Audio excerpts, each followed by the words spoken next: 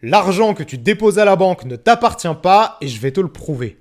Je te l'expliquais déjà dans une vidéo il y a quelques jours, et entre-temps j'ai été dénicher le bilan 2024 d'une banque, j'ai pris au hasard la Société Générale. J'en ai juste imprimé la page qui nous intéresse et regarde ce qui apparaît au passif. Dette envers la clientèle, 531 milliards d'euros. La banque considère bien tes dépôts comme une dette qu'elle a envers toi, et on peut double-checker ce montant. La Société Générale compte 26 millions de clients, 531 milliards divisé par 26 millions, ça fait 20 000 euros par personne, et la Banque de France nous apprend qu'en moyenne, un Français détient 16 500 euros sur ses comptes en banque. C'est pas un hasard si les nombres sont proches.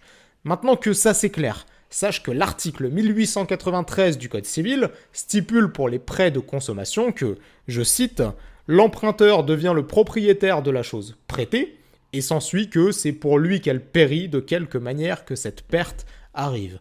Alors, la première phrase veut dire que la banque peut bien faire ce qu'elle veut de ton argent. Par contre, ce que nous apprend la seconde, c'est que si elle le perd, elle se doit de te le rendre. Du moins, dans la limite de 100 000 euros, somme prévue par la garantie des dépôts. Et tiens, est-ce que tu sais de combien dispose le fonds de garantie des dépôts ? 6 milliards d'euros. C'est 90 euros par habitant. Si ça te convainc pas de commencer à sortir du système, je sais pas ce qu'il te faut de plus. Il serait grand temps que tu ailles cliquer sur le lien dans ma bio.